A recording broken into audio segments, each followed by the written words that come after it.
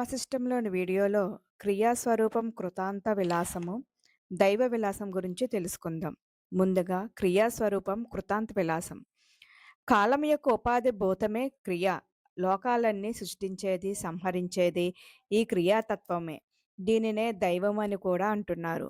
ఈ క్రియాస్వరూపమునే వేదజ్ఞులు కృతాంతుడు అనే సంజ్ఞచే పిలుస్తూ ఉంటారు. కర్మ యొక్క ఫలమును ఉత్పాదనము చేయుటమే ఈ కృతాంతుడు అనబడువానికి ఉన్న ఏకైక కర్తవ్యం. దట్టమైన మంచు సూర్యకిరణములచే కరుగుచున్నట్లు ఈ కృతాంతుని వలననే ప్రాణులు పుడుచున్నాయి, నశిస్తున్నాయి. ఈ కనబడే జగన్మండలం అంతా అతని నృత్యశాలయే కదా. ఈ కృతాంతుడు క్రియాఫలితమును అనే భంగిమలను చూపుచూ కాపాలికా వేషం ధరించి నృత్యం చేస్తున్నాడు. పైకి అనురాగి వలె కనిపిస్తూ అల్పబుద్ధులకు అర్థం కాని ఏదో నియతి, ఇది ప్రయోజనము అను నియమముని అనుసరిస్తూ జీవుల సుఖదుఖాలకు కారకుడు అగుచున్నాడు. ఈ నియతిని అనుసరించే స్వర్గ మధ్య పాతాళ లోకములు, శుభాశుభములు, కలిమిలేములు కలుగుచున్నాయి. ఈ లౌకిక వైదిక కర్మలతో కూడిన ఈ ప్రపంచ రచన అతనిదే.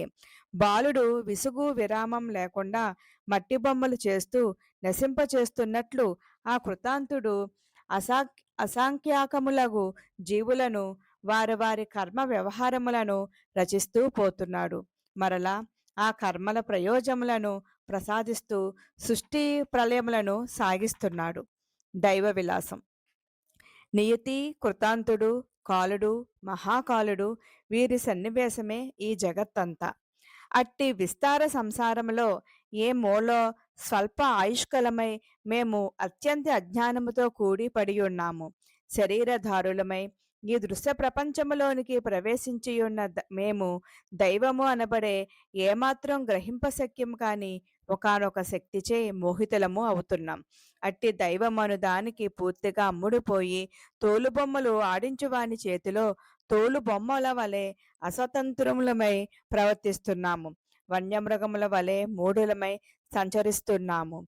దుష్టచరితుడగు కాలుడు సంహరించుట అనే కార్యమునందు నిమగ్నుడై మమ్ములను నిరంతరం అనేక ఆపదల పాలు చేస్తున్నాడు.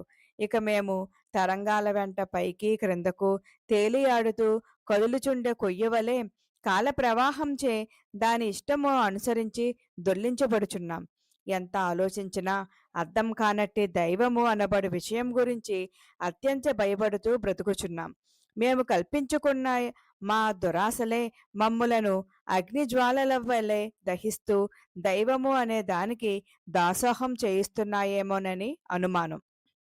మా బాల్య, యవ్వన, వార్ధక్య దశలన్నీ అవిచక్షణాపూర్వకమైన అర్థం పర్థం లేని అనేక యత్నములచే గడిచిపోతున్నాయి.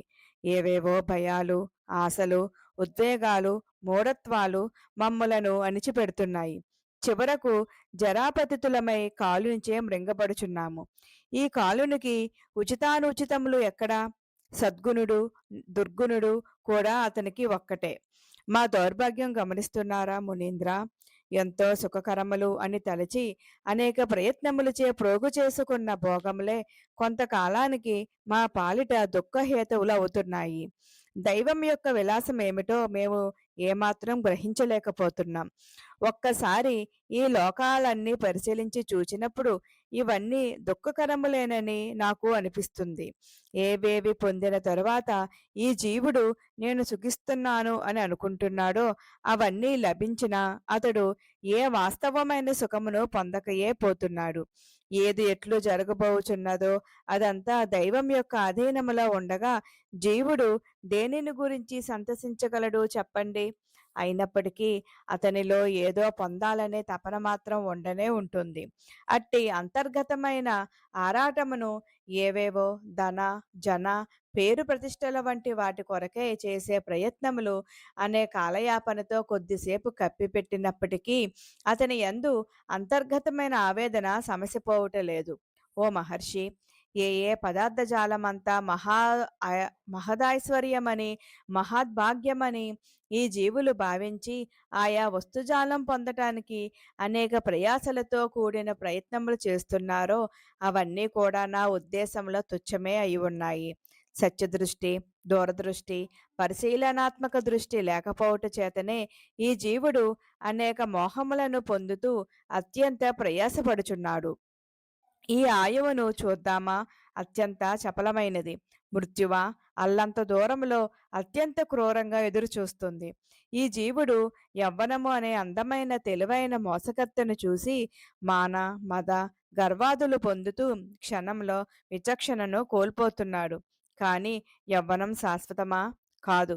అది వాస్తవానికి క్షణికం. బాల్యం చూద్దామా, అది దట్టమైన అజ్ఞానంతో కప్పివేయబడి ఉంటుంది. ఈ లౌకిక విషయాలు చూస్తే ఇవన్నీ అనేక విషయ అనుసంధానములచే కలంకితమై ఉన్నాయి. ఈ బంధువులు, ఈ మిత్రులు, ఈ స్వజనులు, ఈ పరిజనం, ఈ పరిచయాలు ఇవన్నీ బంధాలే కాని వాస్తవమైన సుఖమును, ప్రశాంతతను ప్రసాదించేవి కావు. ఈ భోగములు మహారోగముల ప్రతిరూపములు మాత్రమే. ఎప్పటికో ఎక్కడో ఏదో పొంది సుఖించబోచున్నాను అను రూపము గల వ్యవహారమంతా జింక దాహముతో పరితపిస్తూ అల్లంత దూరములో గల మృగతృష్ణ జలం చూచి గంతులు వేయటం వంటిదే. ఈ దైవము లేక కాలగతి యొక్క చర్యలు ఎంత ఆశ్చర్యంగా చమత్కారంగా ఉన్నాయి. ఇంద్రుడంతటి వాడు కూడా మృత్యుముఖమున పడుచున్నాడు. సర్వమును నిర్దేశించే యముడు నియమించబడుచున్నాడు. వాయువంతటి వాడు ఒక రోజుకు ప్రాణహీనుడు అగుచున్నాడు. చంద్రుడు ధూళిగా మారిపోవుచున్నాడు. సూర్యుడు ఖండఖండములు అగుచున్నాడు. అగ్ని ఆరిపోవుచున్నది. విరించి వీగిపోయి నామరూపాలు కూడా లభించకుండా అగుచున్నాడు. హరి అంతటి వాడు హరించుకుపోవచున్నాడు. భర్గుడు భస్మమగుచున్నాడు. కృతాంతుడు కాలునిచే మృంగబడుచున్నాడు. కాలుడు మహాకాలుని యందు విలయమైపోవుచున్నాడు.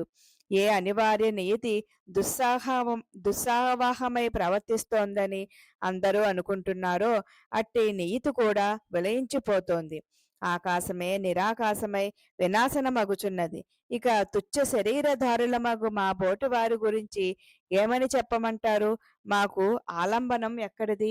హే మహాత్మా, ఇదంతా చూస్తుంటే నాకు ఒక్కటే అనిపిస్తుంది. అచింత్యమైన శక్తి రూపమగు అజ్ఞాతమూర్తి ఏదో ఉన్నది. అట్టి అనిర్వచనీయమగు తత్వము వినుటకు గాని, చూచుటకు గాని, మాట్లాడుటకు గాని ప్రాప్తమయ్యేది కాదు. అది ఈ చక్షువులు మొదలైన సర్వేంద్రియములకు అగోచరము, అలభ్యము. అట్టి మహత్తర అజ్ఞాతమూర్తి తనంతట తానే తన యందు తన మాయచే స్థూల సూక్ష్మ భూతములతో కూడిన విశ్వమును అంతటినీ కనబడేటట్లు చేస్తుంది. ఈ మహా అద్భుత అజ్ఞాత వస్తువును అధిగమించేది ఏది ఈ ముల్లోకములలో ఎక్కడా లేనే లేదు. అది అహంకార రూపమున సర్వత్రా వెలియుచున్నది. ఆ పరమ వస్తువుచే నిర్దేశించబడుట చేతనే సూర్యుడు ఆకాశంలో ప్రభవిస్తూ రాత్రింబవులు నిర్మిస్తున్నాడు. ఆ పర్వతతత్వ ప్రభావం చేతనే అనేక జీవ గుణ ప్రదర్శనములచే ఆశ్రయించబడినట్టి ఈ భూగోళం ఉనికిని కలిగి ఉన్నది. అదే జ్యోతిశ్చక్రమును ఆవేష్టించి నడిపిస్తోంది. ఆ పరమపురుషుడు మనస్సుకు వాక్కుకు అతీతుడై సర్వదా సర్వమై అత్యంత మౌన స్వరూపుడై ఉన్నాడు. ఆయన తన తలుపులతో సంకల్పించినంత మాత్రం చేతనే స్వర్గమున దేవతలు, భూలోకమున ఈ మనుష్యులు, పాతాళ లోకమున పాములు ప్రతిష్ఠితమగుచున్నాయి. దురాచారి అయిన మన్మధుడు కూడా ఆ ప్రభు యొక్క అనుగ్రహం చేతనే బలిమిని సంపాదించి ఈ లోకులను ఏలుచు తన పరాక్రమం ప్రదర్శించుచున్నాడు. లేకుంటే అతడు వసంత ఋతువులో పుష్పభరిత ప్రకృతి సమేతుడై మనస్సులను చలింపజేయగలుగుతాడా? చిత్రం. ఈ విధంగా ఆ ఆ ప్రతిహత అజ్ఞాతమూర్తి నుండి శక్తిని పొందిన మన్మధుడు తన దుశ్చర్య ప్రభావం చేత మహావివేకులను కూడా ప్రియాంగనల వేళ్లను కుచ్చెళ్లను చూచి చిత్తభ్రమ పొందేటట్లు చేస్తున్నాడు కదా స్వామి. ఎవరైతే పరోపకార పారాయణులై ఉంటారో, ఇతరుల కష్టములను తమ వంటివేనని అనుకొని పరితపించుతారో, బుద్ధిబలం చేత తత్వజ్ఞానమును సంపాదించి స్వాత్మయందే రమిస్తూ ఉంటారో, అట్టి మహనీయులే ధన్యులు. వారే ఈ మాయా జగత్తునందు ఉత్తమమైన సుఖమును పొందుచున్నారని నాకు అనిపిస్తోంది. ఇక మిగతా వారి విషయము ఏమంటారా? వారి వలనగా వారి వలన వారికి గాని ఇతరులకు గాని కలిగే లాభం ఏమున్నది చెప్పండి? ఈ మనుష్యులు అనేకులు మోహవశం చేత జీవనము అనే మహా అరణ్యంలో చిక్కుకున్నారు. అనేక స్వకీయ కల్పనలచే దురాచరములచే వేధింపబడుచున్నారు.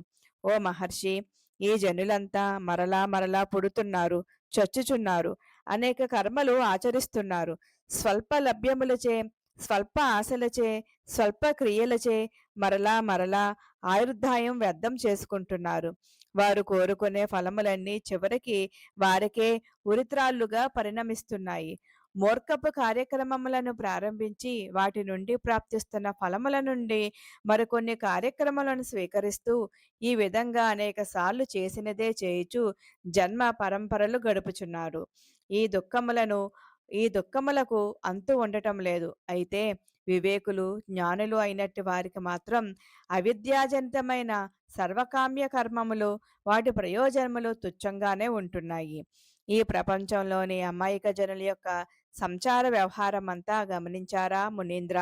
నేడు ఈ ఉత్సవం, ఇప్పుడు ఈ ఋతువు, ఈ రోజు ఈ ఊరు పోవాలి, ఆ రోజుల్లో యాత్రలు చేయబోతున్నాం. ఈ నా పిల్లల వివాహాల కోసం వేచియున్నాను. వీరంతా నా బంధువులు. ఇది సుఖం, ఇవి సరదాలు. ఈ విరామ సమయంలో ఈ ఆటలు ఆడుకుంటాం. ఈ విషయభోగాలు మేం పొందాలి. వీరి వలన నాకేం లాభం? ఇత్యాది మిథ్యాకల్పనలన్నీ కల్పించుకుంటూ మేమంతా ఆ కల్పనలలో బద్ధులం అవుతున్నాం. చపల చిత్తము విజృంభిస్తూ ఉండగా ఏది సత్యమో ఏది నిత్యమో గ్రహించలేకపోతున్నాం. నెక్స్ట్ వీడియోలో మనోవృత్తులు, అశాంతి, స్థిరాస్థిరములు, స్థితిగతుల గురించి తెలుసుకుందాం.